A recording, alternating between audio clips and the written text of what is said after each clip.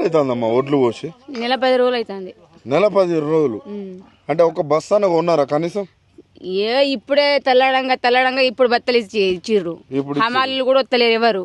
ఇక మేమే ఇంకా ఇంటి వాళ్ళు ఒక్కొక్కరు వచ్చి ఇక హమాలి మేమే వేసుకుంటున్నాం. మీరే అన్ని పనులు మీరే చేసుకుంటారు. అట్లా పోతున్నాయా? అట్లా కూడా పోతలేవు. వెహికల్ వస్తలేవు. అవి కూడా ఇంకా నెల 10 రోజులుగా అవుతుంది కావచ్చు ఆ వెహికల్ రావడానికి కూడా. ఏందమ్మా ఎట్లా ఉంది? 2.5 సంవత్సరాలు అవుతుంది కాంగ్రెస్ వచ్చి, రేవంత్ రెడ్డి వచ్చి. ఆ ఏడుపు ఒకటే తక్కువ అవుతుంది ఈ ఓట్ల గురించి. ఏడుపు ఒకటే. పండించినప్పుడు అంత ఇబ్బంది కూడా అంత ఇబ్బంది పడలేదు. ఈ ఎండ పోసుడు పోతలేవు, ఏం చెత్తలేవు. ఇక వానలు పడతాయి మధ్య మధ్యలో. ఇక గోస కాదు. ఇక ఇప్పుడు యూరియా బస్తాలు దొరికినాయి. అప్పుడు ఊరియా బత్తలు అయితే ఒక కష్టం కాదు. నాట్లేయంగానే ఆ ఊరే బత్తలు కష్టం. ఈ వడ్లు రాగానే ఈ ఎండ పోసుడు, ఇక ఐకేపీ లేసుడు ఈ కష్టం. పోకపోడు ఈ కష్టం. ఇబ్బంది ఉన్నది. బాగా మార్పు అన్నారు. ఎట్లా ఉందమ్మా మార్పు? కొంచెం కూడా మార్పు లేదు. రైతులకైతే మస్తు బాధ. కేసీఆర్ ఉన్నప్పుడు ఎట్లుండే? కేసీఆర్ ఉన్నప్పుడు మాత్రం మంచిగా ఉండే. ఎప్పటికప్పుడు పోయేది వడ్లు మంచిగా ఉండే. ఇప్పుడైతే ఏం లేదు. రైతులు ఎక్కువ గోసపడుతున్నారు.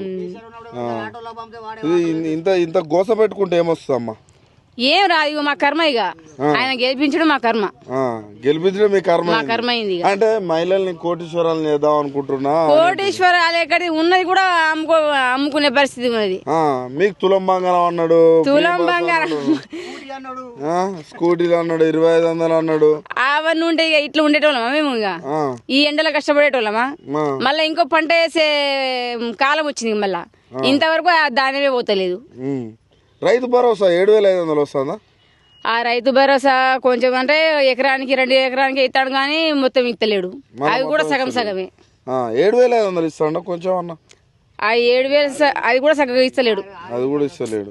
మరి ఏం చేసి బతకాలమ్మా రైతు? మరి పండించిన పంట కొనరు, పండిస్తానప్పుడు యూరియా ఇయ్యరు, ఏమి ఇయ్యరు. ఆ కూలోళ్ళకి ఇట్లా మధ్య మధ్య ఉంటారు కదా దళారులు, వాటికే సరిపోతుంది.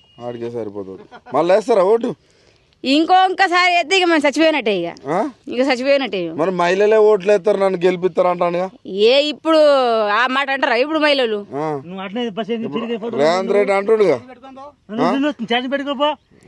ఛార్జ్ పెట్టుకునే పోతాం. మరి ఇంత కూడా పరిస్థితి బాగలేనప్పుడు ఛార్జ్ పెట్టుకుని పోవడం మంచిది. అప్పుడు అంత ఛార్జ్ పెట్టుకొని పోయినప్పుడు మంచిగా లేమా? అప్పుడు మంచిగా ఉంది. ఇప్పుడు అప్పుడే మంచిగా ఉంది. అది ఒకటి బస్సు ఫ్రీ అని ఒక్కటే చూస్తున్నారు కానీ మీద ఏం చేస్తున్నాడు?